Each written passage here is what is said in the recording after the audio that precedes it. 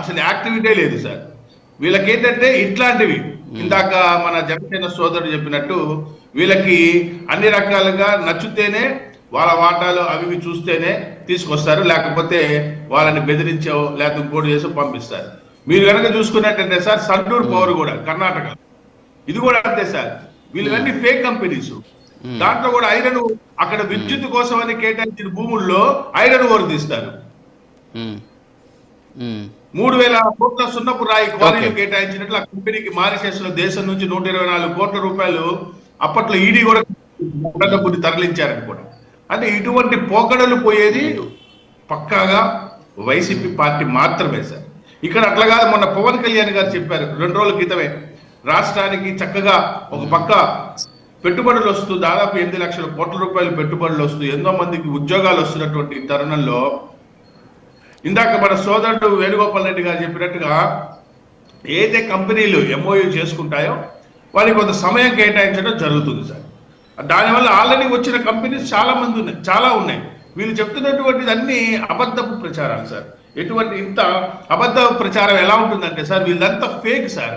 Fake creation ఉన్నటువంటి party sir అది. ప్రతిదీ ఫేకే. ఇంత దారుణం అంటే సార్ మీకు తెలిసిందే కదా సార్, వీళ్ళు కుప్పం నుంచి వీళ్ళు హడావుడికి వెళ్ళి అప్పట్లో కుప్పంలో ఒక ప్రాజెక్టుని కృష్ణానది జలాలు కుప్పానికి ఇద్దామని చెప్పి వెళ్ళి ట్యాంకర్లతో నీళ్లు తోలించి ఆ యొక్క ప్రాజెక్టులోకి వదిలి నీళ్లు వచ్చినట్టుగా చేశారు సార్. తర్వాత గంటగా విక్కిపోయినాయి. ఎంత దారుణం సార్. ప్రపంచం అంతా నవ్వుకున్నారు సార్ వీళ్ళు చేస్తున్నటువంటి చేష్టలకి. ఇటువంటి ఫేక్ గల వాళ్ళకి నిజాలు కనపడవు సార్. వీళ్ళు ఏంటంటే ఇప్పుడు హడావుడి చేసేసి ఏమి జరగట్లేదని చెప్పి ప్రజలను భయభ్రాంతులు గురి చేసి, ఇందాక మన సోదరుడు రామారావు గారు చెప్తున్నారు, ఆయన పోలీసు వ్యవస్థ బస్సు పట్టించారండి. ఏమండి అసలు ఎంత దారుణం అండి. ప్రపంచం మొత్తానికి తెలుసు మీరు కూడా పోలీసు వ్యవస్థని బస్సు పట్టించారని మాట్లాడటం.